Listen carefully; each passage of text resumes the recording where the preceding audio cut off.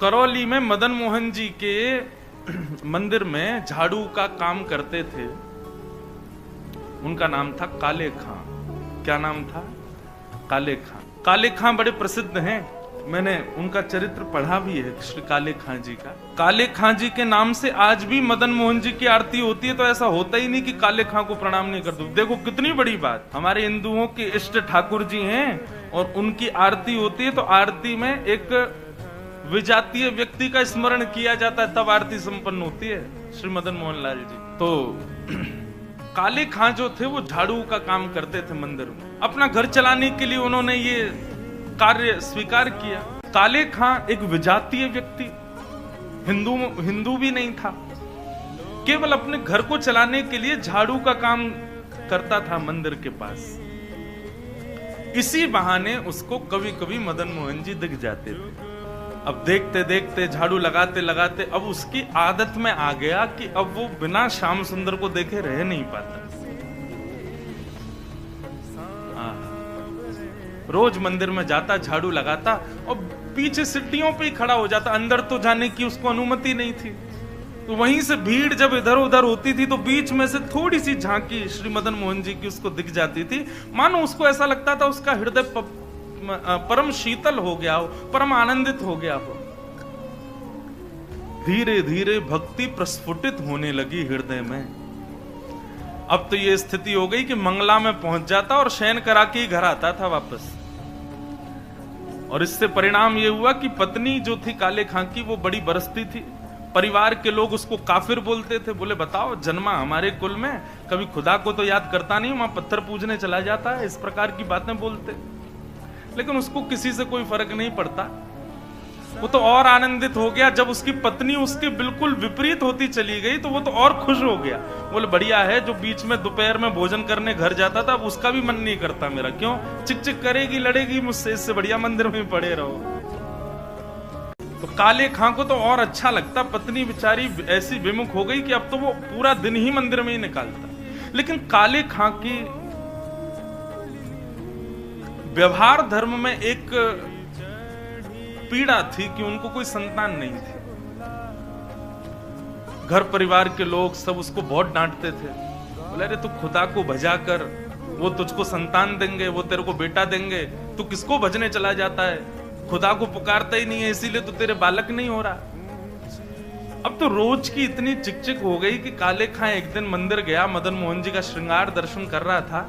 दूर खड़े खड़े बोले हे मदन मोहन लाल जी, मुझे पुत्र की कामना नहीं है, मुझे संतान की कामना नहीं है, पर आपकी भक्ति करने में, आपसे प्रेम करने में बाधा बनती है मेरे परिवार के लोगों की बातें, और वो बातें तभी खत्म होंगी जब मेरे घर एक पुत्र हो जाए। हे नाथ, मुझे पुत्र की कामना नहीं, मेरी कामना तो ये कि सब चुप हो जाएं और मैं आपकी भक्ति करता रहूं। इसके लिए आप मुझे एक पुत्र दे दो।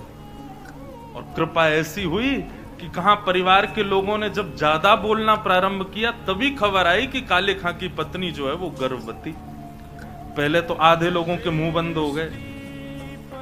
काले खां भी सबको बोल देते, बोले तुम लोग कहते हो खुदा को भजो तभी बालक होगा, दो मेरे मदन मोहन लाल जी ने भेज दी संतान, अब देखना होगी।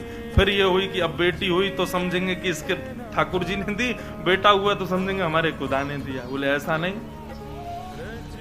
ये तो हमारे ठाकुर जी कृपा करेंगे, उन्हीं की कृपा से ही हो रहा है। और काले खां के यहां पर एक पुत्र ने जन्म लिया। जन्म लेते ही महाराज काले खां बड़ा खुश, इसलिए नहीं कि पुत्र हुआ, इसलिए कि अब सबके मुंह बंद हो गए, अब मुझसे कोई कुछ नहीं कहेगा, अब मैं निरंतर मदन मोहन लाल जी का खूब दर्शन किया कर। काले खां का पुत्र 8 वर्ष का हो गया। सब आनंदित था, काले खां बड़ा प्रसन्न। अब तो जन्माष्टमी भी मनाता है, राधाष्टमी भी मनाता है, रामनवमी भी मनाता है। घर वालों को नहीं बताता, बस मंदिर में जाके सब उत्सव होते हैं उसमें आनंद करता है। 8 वर्ष का बालक काले खां का यमुना जी के तट पर, नदी के तट पर कहीं खेल रहा था अपने मित्रों के साथ, और एक सर्प ने उसको डस दिया। सर्प के डसते ही महाराज नीला पड़ गया उसका पुत्र, बेहोश होके गिर गया। बालक दौड़े दौड़े गए काले खां के घर। काले खां तो मंदिर में था, उसकी पत्नी को जाके बताया। पत्नी रोते रोते मंदिर पहुंची, जाकर के बोली जल्दी चलो, हमारे बेटे को सर्प ने डस दिया है, वो नदी के तट पर बेहोश पड़ा है, मैं जा रही हूं उसके पास, तुम जाओ किसी झाड़ फूंक वाले को लेके आओ, हमारा बेटा मर जाएगा। लेकिन काले खां व्यस्त था ठाकुर जी की श्रृंगार आरती में, श्रृंगार आरती हो रही थी। पत्नी इतना बोल करके लौटने लगी, लौट करके उसने पीछे देखा कि आए कि नहीं, तो देखा तो काले खां तो ठाकुर जी को ही देख रहा था। पत्नी जाकर के बरसने लगी, बोले तुमको अभी भी यही दिख रहे हैं? अरे हमारा बेटा मरने वाला है, देरी करोगे, कोई झाड़ फूंक वाला नहीं पहुंचा तो उसकी मृत्यु हो जाएगी। लेकिन काले खां तो अभी भी मदन मोहन जी को ही देख रहे थे। पत्नी ने कहा यदि मेरे पुत्र को कुछ हो गया ना तो फिर देखना मैं क्या करती, तुम्हें और तुम्हारे इस मदन मोहन को दोनों को देखूंगी मैं। ऐसा कहकर के पत्नी तो चली गई। काले खां वहीं खड़े रहे, नेत्रों से अविरल अश्रुधार बहाने लगे, इसलिए नहीं कि पुत्र को सर्प ने डसा, इसलिए हे मदन मोहन लाल, क्यों आप चैन से नहीं बैठने देते मुझको, क्यों आप चैन से मुझे दर्शन नहीं करने देते? ये सब मुझे पता है आपकी लीलाएं हैं, और ये सब क्यों करते हो ये भी मुझे पता है, मुझे परखने के लिए कि मैं अपनी स्थिति से च्युत तो नहीं हो रहा कहीं। लेकिन मेरा पुत्र दिया आपने था तो बचाओगे भी आप ही। और पुनः कहूंगा, इसलिए नहीं कि मेरा पुत्र है, इसलिए कि मैं आपसे दूर ना हो जाऊं, बस मेरे पुत्र को बचाना। संध्या आरती के बाद जैसे ही कपाट बंद हुए, काले खां नदी के तट पर पहुंचा। भीड़ इकट्ठी थी। पत्नी को जैसी पता चला, काले खां बोले आगे ओझा को नहीं लाए, झाड़ फूंक वाले को, बोले वो तो मैं भूल गया। इतना कहना हुआ कि महाराज परिवार के लोगों ने काफिर काफिर कहकर के काले खां को सुनाना प्रारंभ कर दिया। दौड़ करके गए, ओझा को लेकर के आए। जैसे ही ओझा ने आकर के उसकी नब्ज आदि देखी तो कहा ये बालक तो जीवित नहीं है, इसकी तो मृत्यु हो चुकी। सब रोने लगे। काले खां की पत्नी ने अपने पुत्र को गोद में उठाया और ले गई और मदन मोहन जी के द्वार पर जाकर के अपने पुत्र को रख दिया। बोले बहुत कहते थे मदन मोहन लाल जी ने दिया, मदन मोहन लाल जी ने दिया, तो ये जीवित करके दिखाएं इसको अब। और यदि ये जीवित नहीं हुआ, खुद भी मर जाऊंगी, तुमको भी मार दूंगी और पूरे परिवार को नष्ट कर दूंगी इन्हीं की दहली पर। तब काले खां ने मदन मोहन लाल जी को निहारा और निहार करके कुछ शब्द काले खां ने लिखे हैं, तो थोड़े उर्दू के अल्फाज, लेकिन हैं बहुत सुंदर। काले खां मदन मोहन लाल जी की ओर देखने लगा और कहने लगा, मुसफक साफीक रफीक दिल दोस्त मेरे नजदीकी हकीकी ख्याल कीजिए।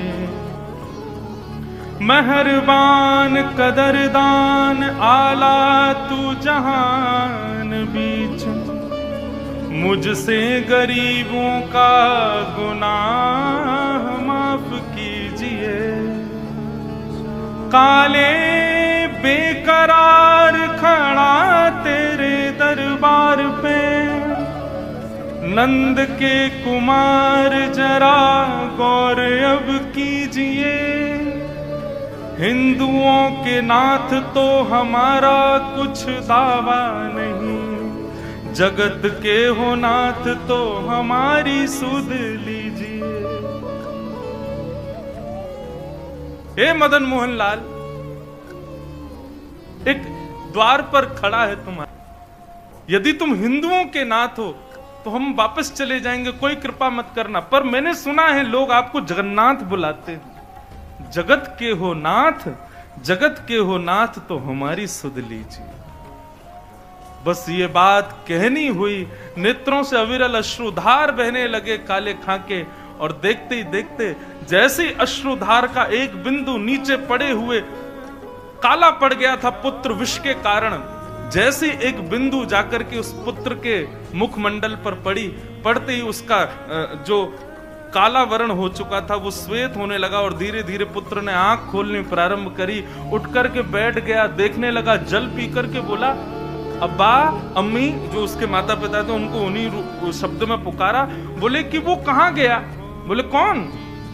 अरे अभी जो यहाँ खड़ा था, मेरे समान छोटा सा बालक था, मेरे जैसा ही सांवला उसका वर्ण था, मोर मुकुट पहनी थी, बहुत सुंदर उसकी मुस्कान, उसके ऐसे सुंदर नेत्र थे, वो मेरा सखा है, वो मेरे गले में गलवैयां डाल करके खड़ा था, कहाँ गया वो? और ये भाव देखते ही वहां खड़े जितने लोग थे सबने मदन मोहन लाल जी को दंडवत प्रणाम किया। सब समझ गए, बोले किसने की है कृपा हमको पता है।